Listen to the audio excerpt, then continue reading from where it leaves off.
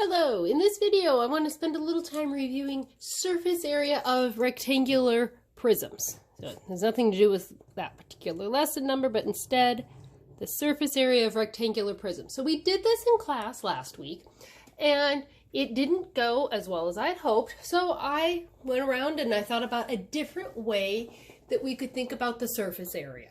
And I found the formula for it.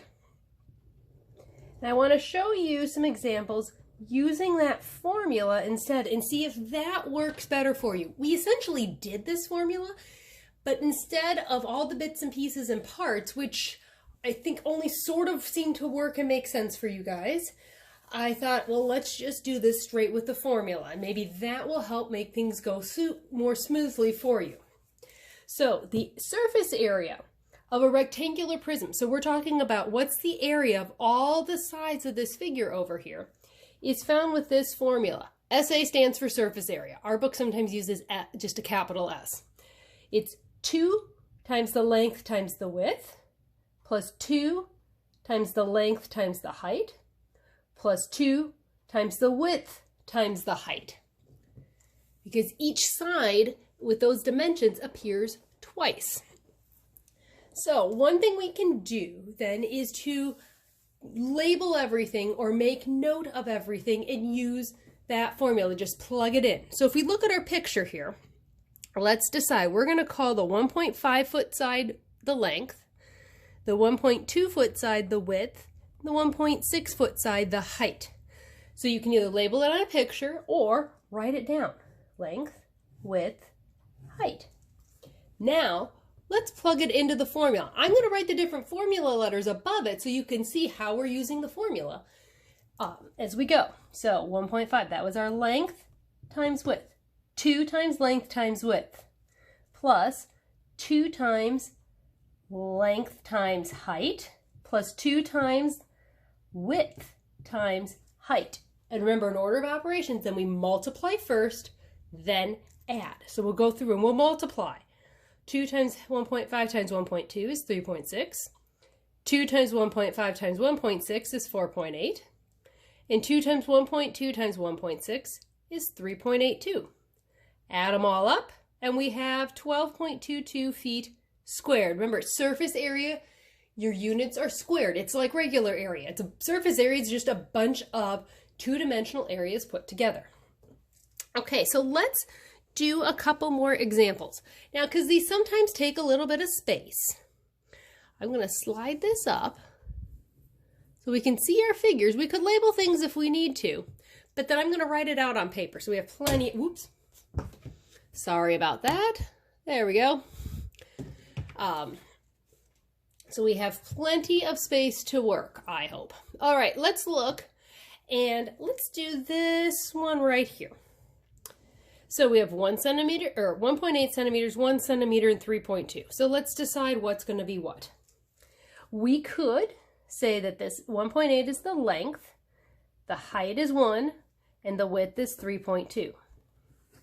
So if I write this down, I'm going to write down that my length is 1.8 centimeters, my width is 3.2 centimeters, and my height is 1 centimeter. Now I'm going to plug it into the formula. Now, just because you may not remember it at the moment, we'll write it down right here. Surface area is equal to 2 times the length times the width, plus 2 times the length times the height, plus 2 times the width times the height. So now we know exactly what we need to plug in. All right, 2 times 1.8 times 3.2. Plus, there's our length and our width, plus, scoot that over just a little, there we go, 2 times 1.8 times 1, 2 times length times height, plus 2 times our width, 3.2 times 1. Now we multiply, because remember we multiply, then we add. So 2 times 1.8 times 3.2 is 11.52. 2 times 1.8 times 1 is 3.6. And 2 times 3.2 times 1 is 6.4. Now go ahead and add up all those different pieces. And you come up with 21.52 centimeters squared. Now you may be asking, why didn't you just show us this in the first place? Well, some people aren't ready for just the formula. You need to see the why behind the formula. So that's what we do here, or what we did first, and what our book shows first, is kind of the why behind the formula. But for some people, that why, I think a lot of you guys get it on one level, but putting it all together just seems messy and cumbersome. And so the formula now simplifies things. So we're going to show this as a different way we can solve. All right, let's try another one. Let's look at this problem right here.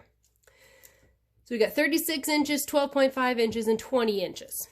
All right, let's label. Shall we label them the same way again? Length, height, and width. So our length is 36 inches, our width is 20 inches, and our height is 12.5 inches.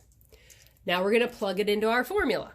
Hopefully this makes it seem simpler and faster and easier for you. 2 length times width plus 2 times length times height plus 2 times width times height. Now when you do the work, if you don't want to write out the whole formula and just follow it as you plug things in, that's fine. I would recommend for right now, actually, that you do write it down, because then you see it exactly right in front of you what you need to plug in. So 2 times our length, 36 times 20 for our width, plus 2 times our length, 36 times our height at 12.5, and plus 2 times our width, 20 times 12.5 for our height. Now, what do we do first?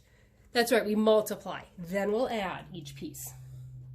So 2 times 36 times 20 is 1,440. 2 times 36 times 12.5 is 900. And 2 times 20 times 12.5 is 500. So we add all those up, and we should have